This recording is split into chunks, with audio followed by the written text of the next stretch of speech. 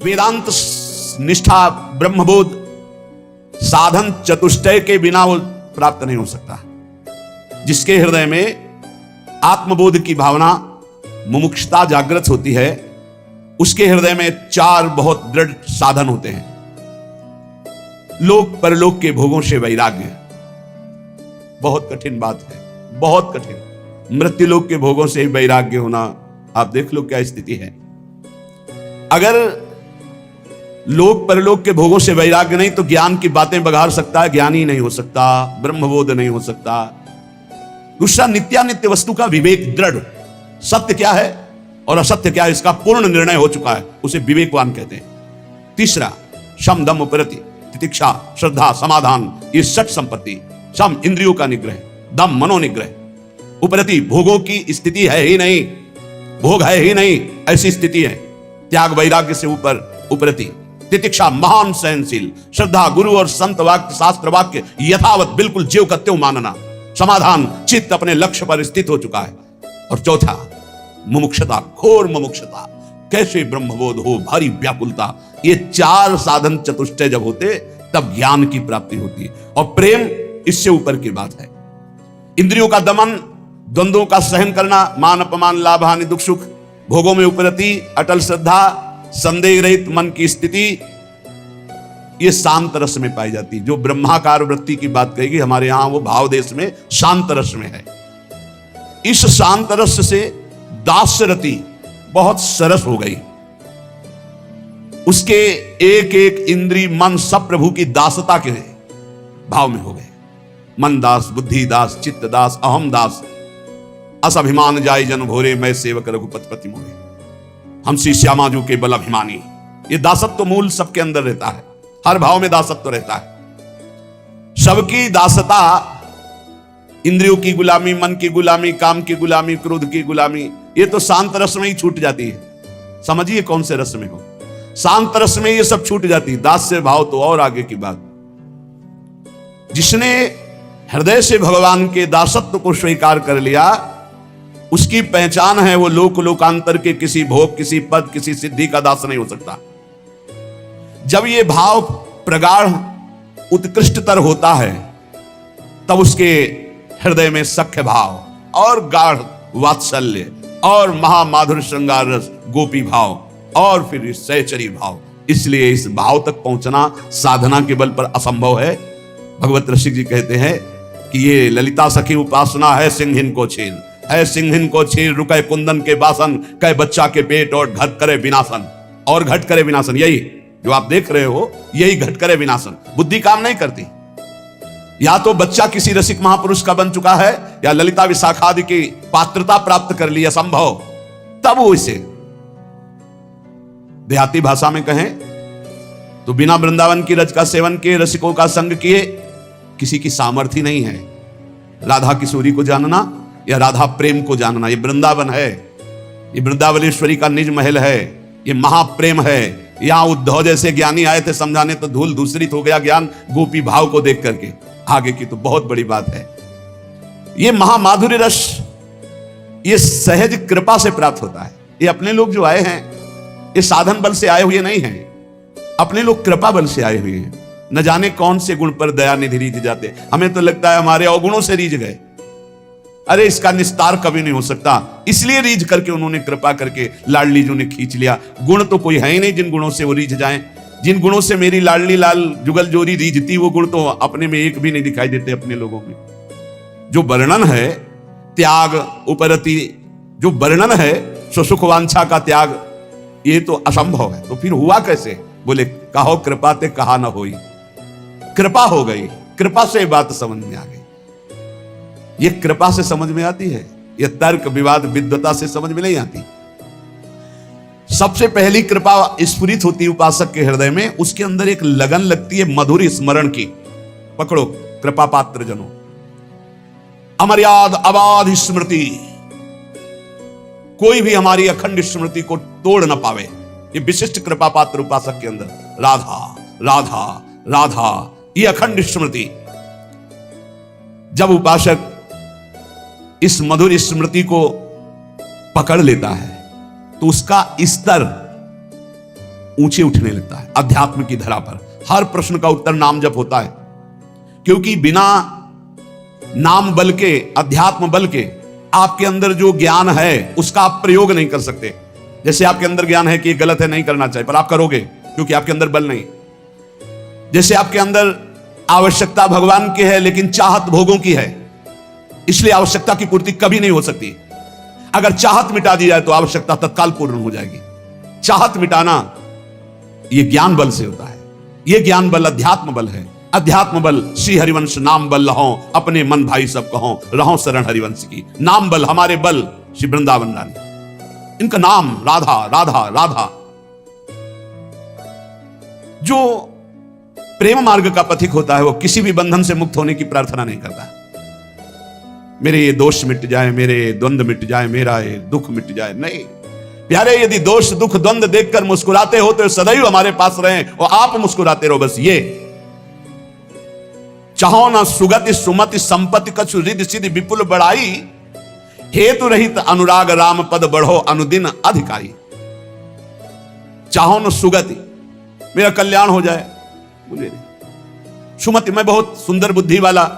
संपत्ति, मेरी रिद्धियां सिद्धियां विपुल बढ़ाई, प्रतिष्ठा, नहीं। गोस्वामी तुलसीदास जी के प्रेमी जो प्रेम मार्ग का पथिक होता है, चाहो न सुगति सुमति संपत्ति कछु रिद्धि सिद्धि विपुल बढ़ाई, हेतु रहित अनुराग राम पद बढ़ो अनुदिन अधिकाई। बिना हेतु के आराध्य देव में प्रतिपल प्रेम बढ़ता रहे। बस मुझे और कोई सुगति सुमति संपत्ति रिद्धि सिद्धि प्रतिष्ठा मान बढ़ाई नहीं चाहिए प्रभु, नहीं चाहिए। सालोक्य सारिष्ट सामीप्य सारूप्यैकत्व मप्युत दीयमानम न गृहणंती बिना मत सेवनम जना। भगवान देते हैं ऐसे भक्त को ये 5 प्रकार के मोक्ष। सर्वेश्वरमय भगवान के समान लोक में निवास करना सालोक्य, भगवान के ऐश्वर्य के समान ऐश्वर्य की प्राप्ति होना सारिष्ट, भगवान के समीप रहने का अधिकार प्राप्त होना सामीप्य, भगवान के समान रूपाकृति प्राप्ति होना सारूप्य, भगवान में एक हो जाना, लीन हो जाना, एकत्व। 5 प्रकार के मोक्ष देने पर भी प्रेमी भक्त इनको स्वीकार नहीं करता। औरों की तो बात जाने दो। भगवत प्रेम छोड़ करके वो न सदगति चाहता, न सन्मति चाहता है, न लौकिक दैविक संपत्ति चाहता है, न रिद्धि सिद्धि चाहता है, न मान बढ़ाई चाहता है। वो यही चाहता है कि आराध्य देव के चरणों में प्रतिदिन अहेतु की अनुराग बढ़ता रहे, प्रतिक्षण बढ़ता रहे, कभी अंत न हो इस अनुराग का। अर्थ न धर्म न काम रुचि गति न चहो निर्वाण, जन्म जन्म रति राम पद यह वरदान नान। न अर्थ चाहिए, न धर्म चाहिए, नहीं चाहिए, न मुझे कामनाओं की पूर्ति चाहिए, न मोक्ष चाहिए। क्या चाहिए? बार बार कर्म के अनुसार जन्म हो लेकिन अपने आराध्य देव में प्रतिपल प्रेम बढ़ता रहे। यह प्रेमी हृदय जन्म जन्म में मेरी रति मेरे आराध्य देव के चरणों में हो, जन्म से ही मैं उनकी अनुराग वृत्ति धारण करके सदैव उनका लीला गुणगान करता हुआ जन्म व्यतीत करूं। भक्तवर प्रहलाद जी भगवान से कह रहे, नाथ योनि सहस्त्रेषु येषु येषु ब्रजाम्यहम्, तेषु तेषु चला भक्ति रच्युतास्तु सदा त्वयि। प्रभु, मैं आपसे ये नहीं मांगता कि मेरा जन्म न हो, मैं मांगता हूं कि कर्म के अनुसार हजारों हजारों योनियों में जन्म हो, मुझे इसकी परवाह नहीं, पर जिस जिस योनि में जाऊं तुम्हारी अचला भक्ति हो। हरिवंश महाप्रभु कहते हैं, यत्र यत्र मम जन्म कर्म भिन्नार के परमे पदे अथवा, राधिका रति निकुंज मंडली तत्र तत्र हृदय में विराजता। जहां जहां मेरे कर्म के अनुसार जन्म हो, चाहे नारकी योनियों में चाहे परम पद में, मुझे इसकी कोई परवाह नहीं। हे मेरी लाडली, अपनी सहचरियों के साथ लालजू के साथ हमारे हृदय में सदैव खेलती रहो। जहां मनावे वहां जन्म दो, जहां मनावे वहां भेज दो, मुझे कोई परवाह नहीं। जा राखो ता रहो, मान सुख राशि है। क्या चिंता, क्या परवाह अलवेली सरकार की शरण में। प्रेमावतार महाप्रभु गौरांग देव चैतन्य देव जी कह रहे हैं, न धनम न जनम न सुंदरीम कविताम वा जगदीश कामये, मम जन्मन जन्मनीश्वरे भवता भक्ति रहे तुकी त्वयि। प्रभु, मुझे धन नहीं चाहिए, मुझे परिवार सुख नहीं चाहिए, मुझे सुंदरी स्त्री नहीं चाहिए, मुझे कविता काव्य शक्ति नहीं चाहिए। हे जगदीश, हे मेरे श्री कृष्ण, बार बार जन्म हो कर्म के अनुसार, पर आपकी अहेतु की भक्ति से युक्त हो। धन जन कविता सुंदरी चहो नमय जगदीश, बनी रहे प्रति जन्म में भक्ति अहेतु की। यही जोनि जन्मो कर्म बस, राम पद अनुराग हो। ये हमें क्या चिंता। इस परम प्रेम स्वरूपा भक्ति मार्ग में जिस साधक को ये मार्ग मिल जाता है वो अनन्य हो जाता है, उसकी पहचान है। जिस साधक को ये प्रेम भक्ति का मार्ग मिलता है उसमें अनन्यता आ जाती है। बहुत खास बात है, खास बात है। बने तो रघुबर ते बने, और बिगड़े तो भरपूर, तुलसी और अंते बने ताबनबे पे धूल। एक बार श्री सूरदास जी महाराज और महामहिम गोस्वामी तुलसीदास जी महाराज मिले। दोनों हरि के अनन्य भक्त, दोनों पहुंचे हुए महापुरुष। विनोद हुआ। गोस्वामी जी से श्री सूरदास जी ने कहा, आपके प्रभु श्री राम तो 12 कलाओं से युक्त है और मेरे श्री कृष्ण 16 कलाओं से युक्त है। अच्छा, मेरे प्रभु 12 कलाओं से? मैं तो सिर्फ अपने राम को राम मान करके, किसी कला या किसी गुण या किसी महिमा मान करके मैं नहीं, मेरे राम सिर्फ मेरे राम, मैं तो दशरथ नंदन राम का सेवक हूं। बस आपने बताया 12 कला, ओहो, आज तो और हमारी छाती चौड़ी। वहां नहीं गई, 16 कला पे बुद्धि नहीं गई। अपने इष्ट से अलग चिंतन ही नहीं हो सकता, चाहे जितना आप कहो। एक भरोसो एक बल एक आस विश्वास, एक राम घनश्याम हित, चातक तुलसीदास। चातक, चातक का प्रेम अनन्यता का उदाहरण है। कह रहे हैं कि गोस्वामी तुलसीदास जी जैसे कह रहे हैं चातक तुलसीदास, ऐसे प्रेमी उपासक का चित्त अपने इष्ट पे अनन्य हो जाता है। चातक का बड़ा निष्ठापूर्ण भाव है। बरसते हुए मेघ के स्वाति बूंद 12 महीना पी पी पी पुकारता रहता है अपने प्रीतम मेघ को। जो घन बरसे समय सिर, जो भरी जन्म उदास, तुलसी याचित चात कहीं तो तिहारी आस।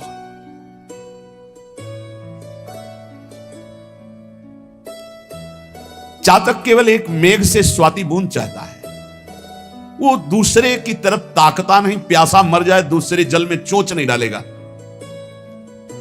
तुलसीदास जी कहते हैं कि मेरे प्रभु तुम कृपा की वर्षा करो या ना करो, हम तो चातक है, जीवन भर पी पी पुकारते रहेंगे आपको। यही भक्ति है, यही स्वरूप है, यही निश्चिंतता है, यही बेपरवाही, यही एकांतिक प्रेम है हमारा।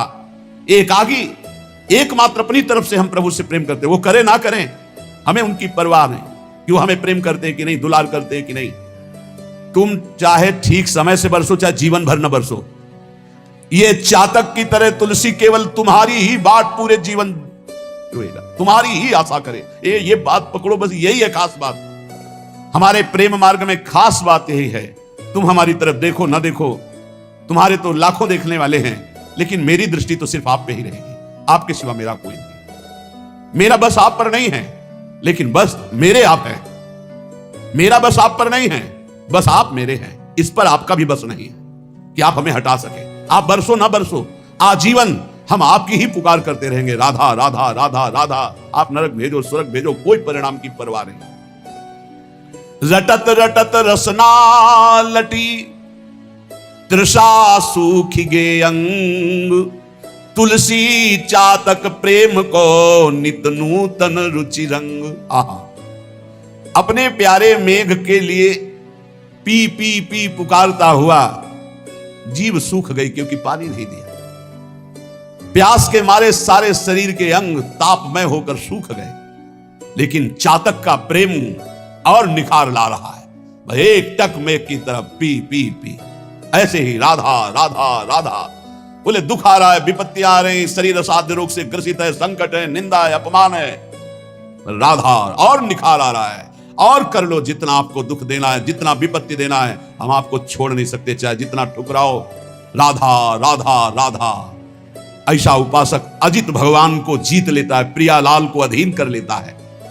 और सुनो, बरसी परुष पाहन पयद, पंख करो टुक टुक, तुलसी परी न चाहिए चतुर चात कहीं चूक।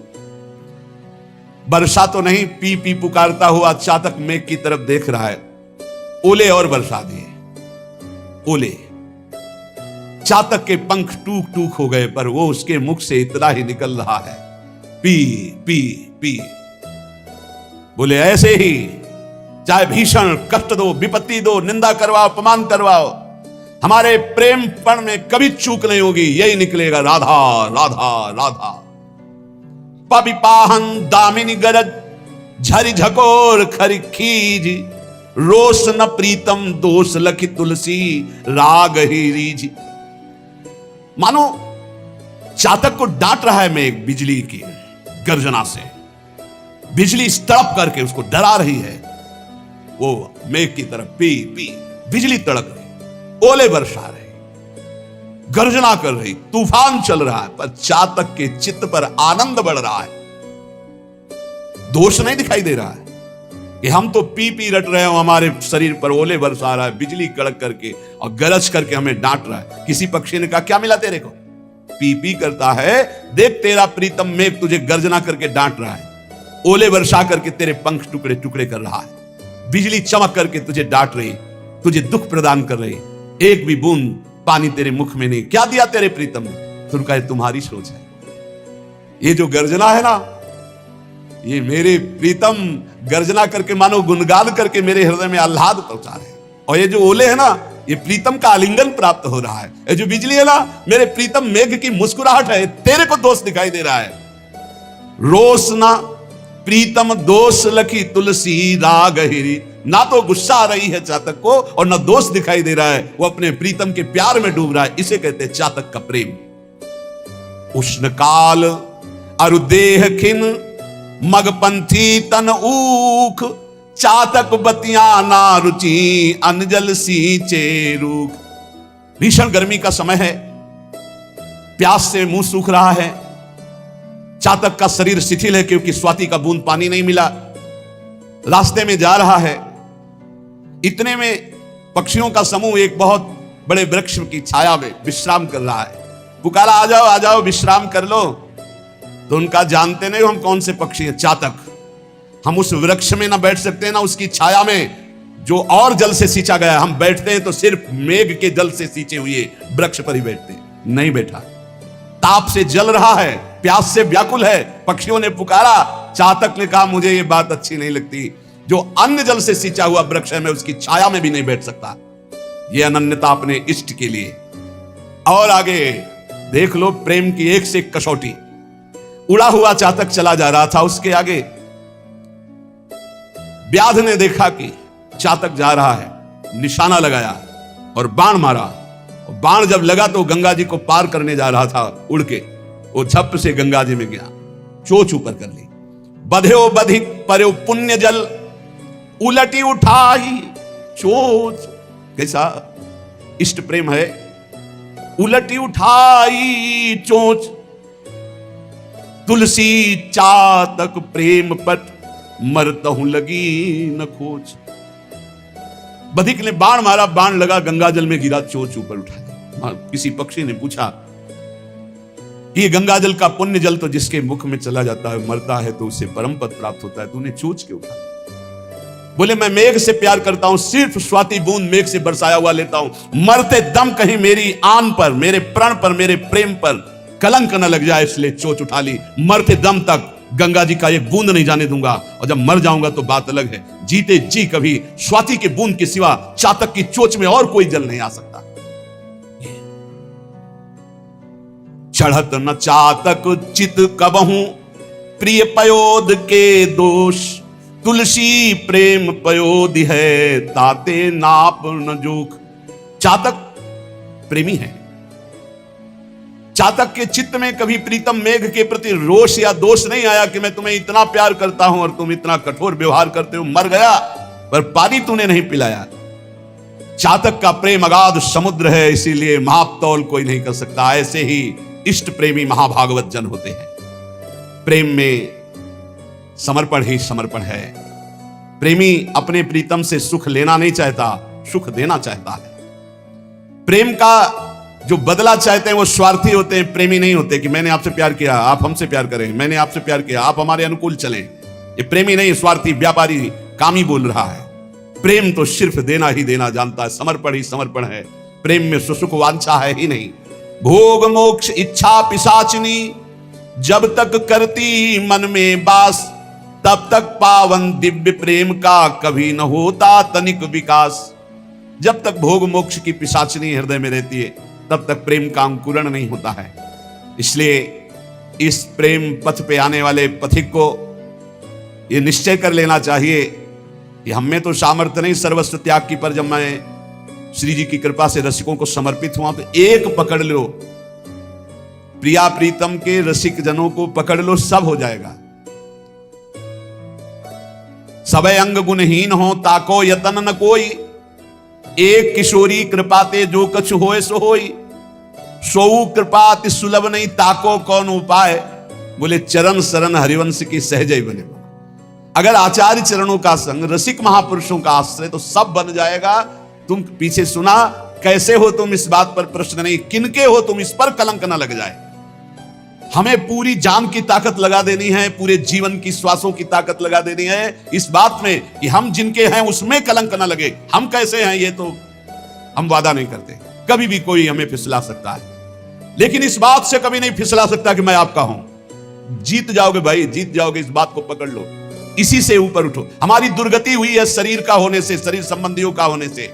जिस दिन हमारे अंदर ये ठसक आ जाएगी कि हम श्यामा जू के, उसी दिन आपका उत्थान शुरू हो जाएगा, पतन बंद हो जाएगा। नामे भक्ता प्रणश्यति, मेरे भक्त का कभी पतन नहीं होता, भगवान कह रहे हैं। और सबसे बड़ा भक्ति का सूत्र यह है, मैं आपका हूं, आप मेरे हैं। हमारे हृदय में बैठ जाए हमारे माई श्यामा जू को राज। एकांत स्थल में कुछ देर बैठने का अभ्यास करना चाहिए। एकांत सुख मास्यता, 24 घंटे में 48 मिनट का तो रख ही लो शांत एकांत अपने कमरे में।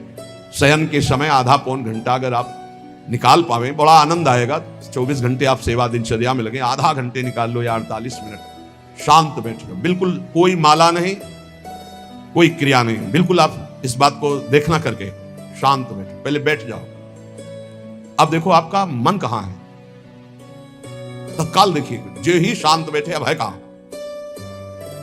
जो सामने रूप आ रहा है, चाहे वो वस्तु हो, व्यक्ति हो, स्थान हो, उसमें तुम्हारी ममता है, उससे तुम्हारा संबंध है।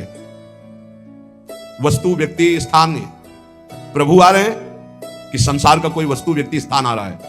यदि कोई संसार का वस्तु व्यक्ति स्थान आ रहा है तो तत्काल उसमें भगवत भावना करो, या वहां से हटा के तत्काल अपने गुरु मंत्र में लगाओ, शांत एकदम बैठो। अब उस समय जांच करो कितनी बार किसका रूप आया, प्रभु का कितनी बार आया, संसार, और जिसका जितनी बार आए उससे अधिक नंबर देखिए कि 5 बार तो उस पुरुष का आया, 5 बार उस स्त्री का आया, और एको बार प्रियाजू का नहीं आया। इसका मतलब अभी प्रियाजू में हमारा मन नहीं लगा, अभी यहां स्त्री पुरुष में, वस्तु में, व्यक्ति में, स्थान में लगा। जांच करो और हृदय में पश्चाताप करो, धिक्कार है, इतना समय हो गया एक बार भी प्रियालाल का रूप नहीं आया। यही सांसारिक रूप आ रहे हैं, ये सांसारिक वस्तुएं आ रही हैं। धिक्कार है हमारे मन को, धिक्कार है हमारे जीवन को। ये हम आपको आंतरिक बात कह रहे हैं। पूज्य भाई जी महाराज, जिस समय मन को धिक्कार दिया जाता है, जलन होती है, जब जलन होती है तो निर्मल होता है, निर्मल होता है, निष्पाप होता है, मल भस्म होता है। जो ताप अंदर मन में होता है प्रायश्चित का, उससे अब बार बार सामने आपको जो गुरु मंत्र मिला है उसको लिखिए, कोई माला नहीं, बहुत आराम से, कोई जल्दीबाजी नहीं, 1 मिनट में एक बार लिखेंगे।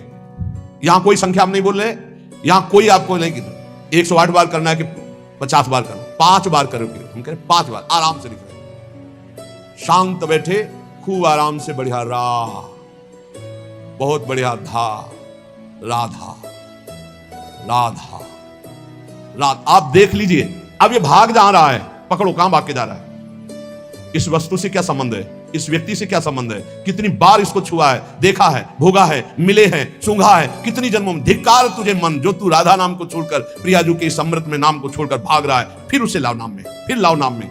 आप देखिएगा एक दिन उसी रा और धा के बीच में प्यारी जो और प्यारे जो मुस्कुराते दिखाई देंगे, देख लेना। एक समय 24 घंटे में ऐसा निकालो जिस समय आप अपनी अंतःकरण की वृत्ति को बार बार बाहर जाते हुए घसीट कर अंतर में लगाओ। हर समय साधन में लगे, लेकिन एक समय इतना साधन कर, जो गृहस्थी में हम कह रहे 10 मिनट शुरू करो भाई, 10 मिनट से 10 मिनट शांत होकर बैठ जाओ। 10 मिनट बैठने में क्या परेशानी, उस समय जांच करो, जहां जहां मन जाए वहां से हटाकर नाम में लगाओ। बार बार सुंदर स्वर्णिम अक्षरों से नाम लिख रहे हैं, रंग बिरंगे अक्षरों से, रा और रंग से, बड़ी आ की मात्रा और रंग से, धा और रंग से, बड़ी आ की मात्रा और रंग से, ऊपर के ऐसे खेलो, मन को खिलाओ, राधा नाम में खिलाओ, डुबाओ इसमें, आप देख लेना, हमारी बात को समझ लो। केवल ये वो बात कह रहे हैं जो आपको प्रियाजू के रूप के ध्यान में डुबो देगी। यही राधा नाम रूप प्रकाशित करेगा। तेरो रूप कहे तो नहीं आवे, श्री हरिवंश कछु के जस गावे, वो रूप ये प्रकाशित कर देगा। तो कह रहे शून्येष्वेवावकाशेषु, एकांत स्थल में जहां आपको विक्षेप न पड़े। ऐसी वृत्ति के समय अगर आपको कोई शोरगुल सुनाई दे रहा हो, आपका अभ्यास दृढ़ नहीं, तो एक रुई को ऐसे कपड़े में करके, महीन कपड़े में दो बना लो, ऐसे लगा लो, कान में लगा लो, आवाजें नहीं जाएगी। अब ध्यान करो, देखो साधन की प्रणाली। और जब अपने साधन की बात होती है ना, तो आप हजारों अलग अलग आवाज करो तो हमें बस इतना समझ में आएगा कि चिड़िया चहचहा रहे हैं, आवाजें निकलनी, बस हमारे लक्ष्य में कोई अंतर नहीं पड़ने वाला। और अगर डूबना हो गया तो आवाज भी खत्म, श्रवणेंद्रिय होते हुए भी शोरगुल नहीं सुनाई देगा। पर प्रारंभिक दशा में ऐसा चाहिए। अगर आपको बार बार विक्षेप हो रहा हो, विक्षेप तो इतना कि घड़ी का टक टक भी बर्दाश्त नहीं होता, मन है ध्यान में बैठे ना, वो पहली बार खिड़की खुला है, खिड़की खुला है, खिड़की, अब उठो, पहले खिड़की बंद करके आओ। ये इसको बैठते ही देख लो कि कोई ऐसा प्रश्न तो नहीं कर रहा कि हम कोई बात हो, उसको निपटा दो पहले। हम सबसे पहला काम करते थे, अगर राधा वल्लभ जी के दर्शन करने जाने हो, हमें इत्र खरीदना है, तो सबसे पहला काम हम इत्र खरीदेंगे। क्यों? ये दर्शन नहीं करने देंगे, इत्र खरीदना है। बार बार कहेगा इत्र हमें दर्शन में नहीं डूबने देगा, तो पहले हम वो काम सब कर लेते थे जो राधा वल्लभ जी के दर्शन के बाद करते। अब दर्शन में तो केवल दर्शन। ऐसे ही जब हम ये जो 20 मिनट, 30 मिनट, 40 मिनट समय की बात करें, इसमें जब आपको समय देना हो तो कृपया मन के लिए कोई काम मत छोड़ना। वो बिल्कुल फुर्सत वाला, इसलिए हम कह रहे हैं सोने जाने के समय कि अब हम शयन करने जा रहे हैं, उस समय आप समय दीजिए। और अगर ये पहले ही बार में कह दे कि अमुक अमुक अमुक, तो तुरंत सुधार दीजिए, नहीं पूरे ध्यान में वही चलाएगा। वो बहुत बहुत ही विघ्नकारी रहता है जब तक निर्मल नहीं हो जाता। और जिस समय नाम पकड़ने लगता है, ऐसा आनंद आता है कि केवल रोने का मन करता है। आप इसको करिएगा जरूर, एकांत स्थल पे करिएगा। और जब ये करने बिन करे तो कान में श्रवण होता रहता है शोरगुल। तो ये हमने किया है प्रारंभ में, रुई में ऐसे, और एक महीन कपड़ा का बना के ऊपर कपड़ा से और ऐसे खूब ठास के भर ले, अब आवाज चली जाएगी, अब अंदर राधा राधा राधा, आनंद आएगा। ये प्रारंभिक है, आगे चल के इनकी जरूरत नहीं पड़ती अंतर्मुख होने पर। तो एकांत स्थल में जब इस तरह से साधना की जाती है तो उपासक का चित्त भगवदाकार होने लगता है। कह रहे हैं वही सच्चा सन्यासी है। वाग्दंड कर्मदंडश्च मनोदंडश्च ते त्रयः यस्यैते नियता दंडा सत्यदंडी महायति। श्री दत्तात्रेय जी महाराज कह रहे हैं वाग्दंड, जिसने वाणी को, वाग्दंड मौन में स्थित कर दिया। वाग्दंड यही प्रपंच की वार्ता नहीं बोलनी, भगवद वार्ता केवल बोलनी। वाणी को दंडित करो। ये बहुत चटर चटर प्रपंच की बातें करती, नाम जपने में इसको थकान लगती है, प्रपंच की बातें करने में नहीं। इसलिए इसको मौन के द्वारा वाणी को शासन में रखो, या तो भगवत चर्चा या मौन। दूसरा कर्मदंड, जो सन्यासी होता है वो निष्कर्म अवस्था की तरफ बढ़ता है। प्रापंचिक कर्मों को करते हुए भगवान नाम स्मरण करके यदि कर्म समर्पण कर दिया जाए तो वही गति प्राप्त होती है। ये तो सर्वाणि कर्माणि मयि सन्न्यस्य मत्पराः, प्रापंचिक कर्म है, व्यापार, नौकरी आदि नाना प्रकार की। लेकिन इन कर्मों को भगवत स्मरण करते हुए किया जाए, भगवत समर्पित कर दिया तो वही गति प्राप्त होती है जो निष्कर्म अवस्था को प्राप्त सन्यासी की होती है। 3 दंड होते हैं, वाग्दंड, और एक होता है कर्मदंड, शरीर को निश्चेष्ट रखना, निष्क्रिय रखना, और मनोदंड, मन को निसंकल्पित रखना, कोई संकल्प न बनना। इसे संन्यास भाव को प्राप्त महापुरुष की अवधूत स्थिति तक पहुंचने का यह रास्ता है। वाग्दंड, कर्मदंड, मनोदंड, वाणी को मौन के द्वारा, शरीर को निश्चेष्टता के द्वारा निष्कर्म स्थिति के लिए, और मन को निसंकल्पता के द्वारा, कोई संकल्प ना बनावे, ऐसा का ऐसा, ऐसा नहीं, जैसा प्रभु जब चाहे जैसा, हमारा कोई संकल्प विकल्प नहीं। वाणी से भगवत चर्चा, शरीर से भागवतिक कर्म, नहीं तो संसारिक विरत बहुकर्मा, निरत निरंतर सज्जन धर्मा। अब एक परम धर्म की बात का वर्णन कर रहे हैं। गृहस्थ धर्म में जैसे है, या जिनके पास बहुत अर्थव्यवस्था है, उनको चाहिए कि गौ सेवा से बहुत जल्दी शरीर पवित्र होता है, हृदय भी पवित्र होता है, और गोविंद भी प्रसन्न होते हैं। यदि गावः प्रदक्षिणेर कार्या वंदनीया ही नित्यशः मंगलायतनम दिव्याः सृष्टास्पेता स्वयंभुवा। यदि गाय घर में पाली जाए या गौशाला खोली जाए और गौओं की सेवा की जाए, जिनके पास अर्थ है, भाव है, भगवान स्वयं श्री कृष्णचंद्र जी ने गौ सेवा स्वीकार की, गौवें चराई। गौओं की परिक्रमा करने से, जैसे आप प्रभु की बिहारी जी के मंदिर की 4 परिक्रमा करें तो जो फल आपको मिलेगा, वही गाय की 4 परिक्रमा कर ले तो आपको प्राप्त हो जाएगा। गौ की प्रदक्षिणा से, गावः प्रदक्षिणी कार्यावंदनीया ही नित्यशः, जो रोज गाय को प्रणाम करता है और गाय की प्रदक्षिणा करता है तो भगवत प्रदक्षिणा का उसे फल प्राप्त होता है। जहां गौएं विराजमान होती हैं वो बड़ा पवित्र दिव्य तीर्थ स्थल माना जाता है। गौएं जहां विराजमान रहती, गौशाला में भजन करे तो कई गुना बढ़कर के प्राप्त होता है। स्वयं ब्रह्मा जी ने गौओं को दिव्य गुणों से विभूषित बनाया है। अप्यागाराणि विप्राणाम देवतायतनानि च यद गोमयेन शुद्ध्यन्तिम किम ब्रूमो हृदिकम ततः। गाय के गोबर से जहां लेपा जाता है वहां जिस देवता का आवाहन करोगे वही देवता आकर विराजमान हो जाएगा। अपवित्र भूमि में भी यदि गाय के गोबर का लेप कर दिया जाए तो परम पवित्र मानी जाती है। गाय बहुत पवित्र, जहां वो बैठती है, जहां वो मूत्र त्याग करती, गोबर त्याग करती, वो स्थान तीर्थ तुल्य पवित्र माना जाता है। भगवान जब गाय के पीछे पीछे चलते तो गोरज उड़कर उनके मस्तक पर विराजमान होती, उनके मुखार बिंदु पर विराजमान होती। बाल गोविंद के अनिष्टों को दूर करने के लिए गाय के पूंछ को उनके ऊपर ऐसे झाड़ा देती थी मैया। जब गुरुमंत्र वैदिक सिद्धांत से दिया गया था पहली बार तो पंचगव्य पिलाया गया था। गोमूत्रम गोमयम क्षीरम दधि सर्पिस तथैव च गवाम पंच पवित्राणि पुनंत सकलम जगत। कितना भी बड़ा पापी हो अगर पंचगव्य पिलाया जाए तो वो वैदिक मंत्रों को स्वीकार करने लायक हो जाता है, पवित्र हो जाता है। पंचगव्य में पांचों चीजें गाय की होती हैं। गाय का मूत्र, गाय का गोबर, गाय का दूध, गाय का दही और गाय का घी, ये पांचों मिलाकर पंचगव्य पिलाया गया था। पहली बार जब वैदिक मंत्र दिया गया था तो पंचगव्य बनवाया था गुरुदेव भगवान ने सन्यास और वो पिलाया था। ये पंचगव्य पिलाने से अपवित्रता का नाश होकर पवित्रता का संचार होता है। इसलिए धन्य है उनका जीवन जो गौ सेवा परायण है, भगवत भाव से गाय में साक्षात भगवान का भाव रखकर गौ सेवा करते हैं। त्रिषिता गौर गृहे बद्धा गेहे कन्या रजस्वला देवशास्त्र सन्निर्माल्य हंति पुण्यम पुराकृतम। यदि घर में गाय बंधी है और भूखी है और प्यासी है तो तुम्हारे सारे पुण्य नष्ट हो जाएंगे। अगर घर में रजस्वला कन्या बहुत काल तक है और उसका विवाह आप नहीं कर रहे हैं तो आपके सारे सुकृत नष्ट हो जाएंगे। यदि घर में ठाकुर जी विराजमान है, कर का पहनाया हुआ माला सुबह तुमने देख लिया तो तुम्हारे सारे पुण्य नष्ट हो जाएंगे, क्योंकि शयन कराते समय तुमने उतारा नहीं, अर्थात तुम सेवा में प्रमाद करते हो। तो देवतास्त्र सन्निर्माल्य हंति पुण्यम पुराकृतम। जैसे सुबह श्रृंगार किया तो रात्रि के शयन के समय वो हटा लेने चाहिए माले। जब हम शयन कराते हैं तो भले पुष्प शैया पे शयन कराएं पर माला नहीं धारण करें। श्रृंगार का माला अगर दूसरे दिन दर्शन किए क्यों पहने ठाकुर जी, तुम्हारे सुकृत नष्ट हो जाएंगे। गाय बंदी हो घर में, प्यासी है और भूखी है, तुम्हारे सुकृत नष्ट हो जाएंगे। त्रिषिता गौर गृहे बद्धा, क्योंकि तुम्हारे पास है, सेवा करना चाहिए। यो वै गाम प्रतिसिद्धेन तो चरंतिम च स्वतरणम नरहा तस्य पूर्वे च पितरः कंपन्ते पतनोन्मुखा। यदि गाय हरी हरी घास चर रही कहीं और तुमने डंडा ऊपर प्रहार किया, लाठी मारी तो तुम्हारे पितर खोपड़ी के बल नरक जाने के लिए तैयार हो गए। ये लिखा है चरंतिम स्वम तरणम नरहा तो तस्य पूर्वे च पितरः कंपन्ते पतनोन्मुखा। इसीलिए क्या भारत से कहीं किसी की तुलना हो सकती है?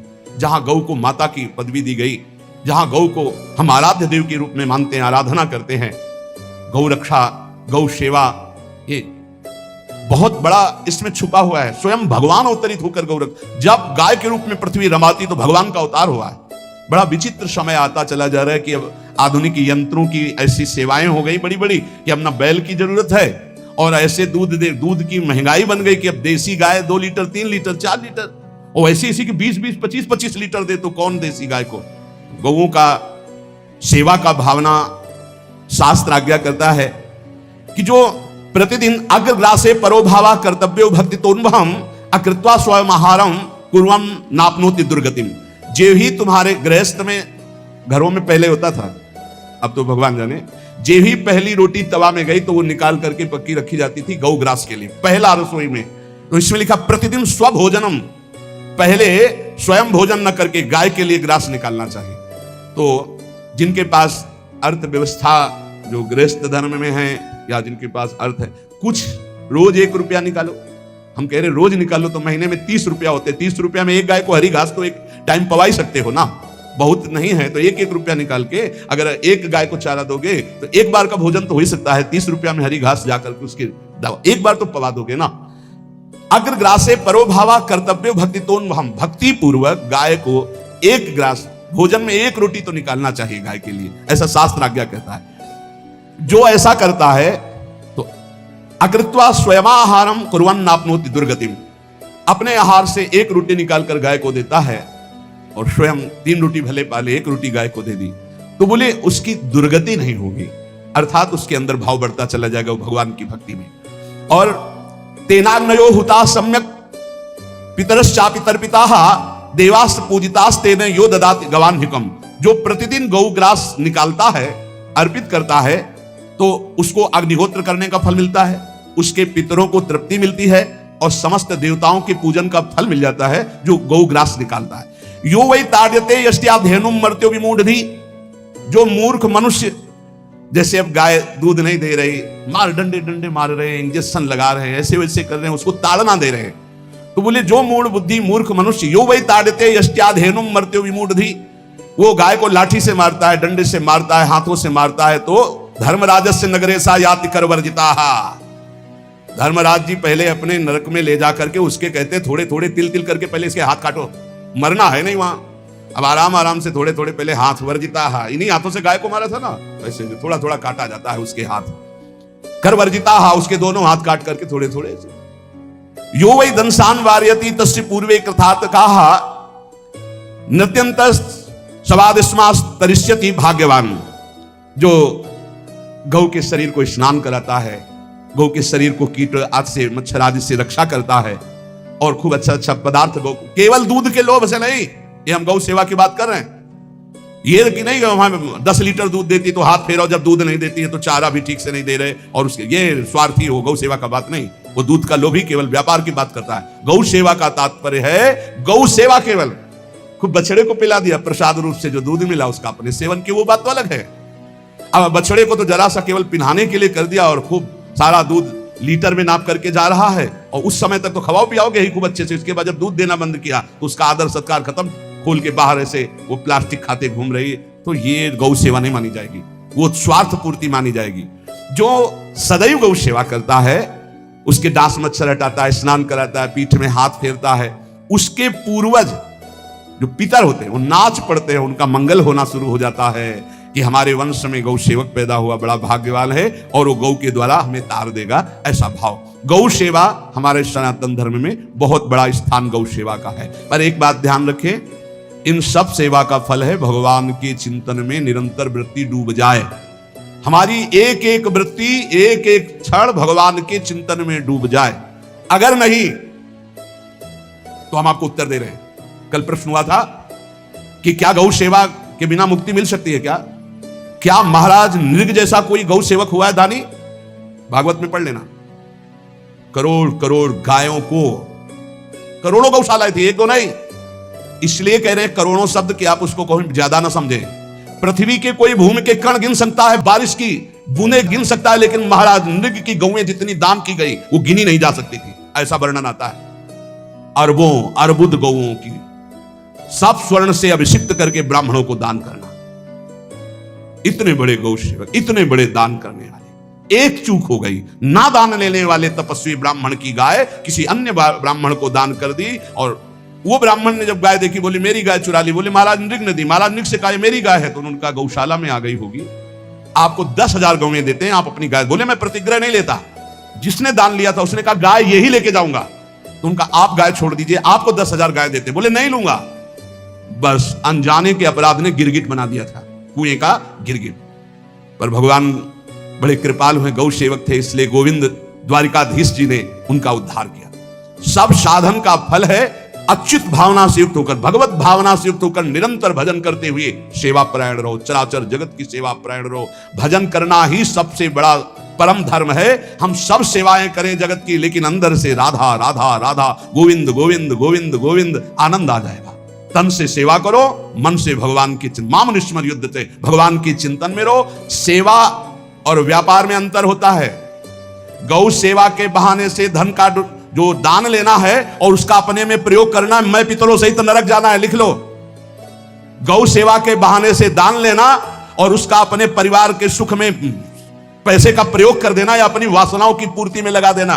आया गौ सेवा के लिए और आप प्रयोग कर रहे हैं गाड़ी घोड़ा नाना प्रकार के सांसारिक भोगों में, तो लिख लो पितर सहित तुम्हारे नरक जाएंगे, क्योंकि गौ सेवा के लिए आया है। गौ सेवा का धन सिर्फ गौ सेवा में ही लगना चाहिए। आप गौ सेवक है, दूध पान कीजिए, रोटी खा लीजिए, लेकिन गौ सेवा का अर्थ आप अपनी वासनाओं की पूर्ति में, अपने मनोरंजन में या अपने मन के संकल्प भावना में नहीं पूरी कर सकते। गौ सेवा के लिए ही पूरी कीजिए। गौ के वास का निर्माण, गौ के भोजन की व्यवस्था, वो दूध दे ना दे, वो कैसी भी अवस्था में हो, उसकी सेवा परायणता, उसके लिए सेवक रखना, सेवकों को भी सुख प्रदान करना, लेकिन स्वयं कभी गौ के सेवा के लिए आए हुए धन का स्वयं के लिए भोग न करना और निरंतर भजन में रखना, उसे परम पद की प्राप्ति हो जाएगी। इसलिए हमारे सनातन धर्म में गौ सेवा का विशेष महत्व है और इस महत्व को सबको स्वीकार करना चाहिए। यदि आप गौ पालन स्वयं नहीं कर सकते तो 4 लोग मिलकर के, क्योंकि आज जो गायों की व्यवस्था वो बड़ी दयनीय हो रही है। दयनीय इसलिए हो रही कि दूध की अधिकता के चाह रखने वाले भैंस रखते हैं या विदेशी गाय रखते हैं। अपनी भारतीय जो देसी गाय है वो उतना अधिक नहीं देती कि 40 लीटर, 30 लीटर, 25 लीटर, बहुत अधिक देगी तो 5 और 8 लीटर। देसी शुद्ध गाय अपनी जो है वो 8-10 लीटर, बहुत जब व्यवस्था हो। नहीं तो अपने गांव में तो देखा है तो 2.5-3 लीटर से ज्यादा नहीं देंगे। 1.5 लीटर इधर, 1.5 लीटर उधर, या बहुत हुआ तो 2 लीटर, 2 लीटर, पर वो स्वर्णिम दूध होता है। जो दूध की चाह रखने वाले जन थे अब वो गायों को नहीं रखते, देसी गायों को कोई बिरला ही रखता है। अब पहले बैलों की जरूरत होती थी, गाय बछड़ा दिया तो आनंद होता था कि किसानी के काम में। अब तो ट्रैक्टर है तो बैलों की जरूरत नहीं। अधिक दूध के लिए अरे अब तो पशुओं की जरूरत नहीं, केमिकल से दूध बन रहे हैं, टैंकर के टैंकर। तो फिर हमारी जो गायें हैं उनकी बड़ी दुर्दशा हो रही। तो हमें चाहिए कि जो गृहस्थ जन हैं, धनी मानी जन हैं, या जिनके पास शरीर व्यवस्था, बौद्धिक स्तर सेवा परायण, अर्थव्यवस्था, वो थोड़ा 4 गाय की व्यवस्था करके उनकी सेवा करें, क्योंकि हमारे सनातन धर्म का स्वरूप है जहां मां पदवी दी गई है गांव को, गौ माता कहा गया है। गौ में समस्त देवता विराजमान है। गौ का बहुत बड़ा महत्व वर्णन किया गया धर्म शास्त्रों में। यहां तक कि जब कोई ऋषि नाराज होता था तो आगे गाय करके जाया जाता था तो क्षमा हो जाती थी। गाय को देखते ही वो क्षमा कर देते थे। बहुत महिमा वर्णन की गई है गौ की। इसलिए जिसको भी अगर नहीं अर्थव्यवस्था है तो एक रोटी तो निकाल सकते हो ना। तुम्हारी रसोई में रोटी बने तो पहली रोटी निकाल लो और आसपास जहां गाय बंधी हो तो उसको दे आओ जाकर, तो कम से कम धर्म का पालन हो जाएगा, गौ सेवा बन जाएगी। तो गौ सेवा, चराचर जगत की सेवा, भगवत सेवा, सबका फल है। फिर प्रारंभ में आ जाइए स्मृति। योगी हो तो चित्त की वृत्ति का निरोध करके परमात्मा का, ज्ञानी है तो चित्त वृत्ति का लय करके स्वरूप स्थित, भक्त है तो एक एक वृत्ति सावई मन कृष्ण पदार विंदयो, भगवान के चरण में, भगवान के नाम में, भगवान के रूप में, भगवान की लीलाओं में। स्मृति अगर नहीं तो सब साधन अधूरा, और स्मृति तो हर साधन पूरा। इसलिए एक बार कमर कस लो, चाहे जगत की सेवा करो, चाहे जिस कार्य में लगे हो, तुम्हारी स्मृति प्रभु में लगी हो। स्मृति के बिना हम जीवन का कोई महत्व नहीं समझते। स्मृति विहीन जीवन सब व्यर्थ। इसीलिए उन परमहंसों के चरणों में स्वयं भगवान चरण रज लेने के लिए पीछे डोलते हैं, जो निर्वेक्षम मुनिम शांतम निर्वैरम समदर्शनम अनुब्रजाम्यहम नित्यम पुयत्यंगुरेण भी। ना कोई प्रतिज्ञा, ना कोई चाह, ना कोई इच्छा, निरंतर भगवदाकार वृत्ति, निरपेक्षम, मननशील, द्वंद्व विमुक्ता, जो शांत हैं, जो किसी से वैर नहीं रखते, भगवदाकार वृत्ति, उसी मार्ग के आप पथिक है। सर्वतो भावेन, अपने मन को समेट लो धर्म और कर्म दोनों से, और साफ त्यज लोक धर्मान, और परम धर्म का सेवन करते हुए समस्त चराचर जगत को भगवत स्वरूप में रखते हुए इसी जन्म में परम पद को प्राप्त हो जाओ। सत्संग का सार हमारा शरीर है, इससे सेवाएं बने, हमारा मन है, इससे चिंतन बने, हमारी वाणी है, इससे लीला गुण का गायन करें, और हम स्वयं परमात्मा अंश हैं, परमात्मा स्वरूप है, ऐसी ठसक बनी रहे, जीवन मुक्त ही हो। स्वार्थ को लेकर किया गया धर्म रंग नहीं लाता। निष्काम किया हुआ छोटा सा भी धर्म परमार्थ की ऊंचाई पर चढ़ा देगा। ध्यान रखना, परमार्थ की ऊंचाई पर चढ़ा देगा। इसलिए निष्कामता सब सोहित, निष्काम मति। श्री वृंदावन विश्राम, श्री राधा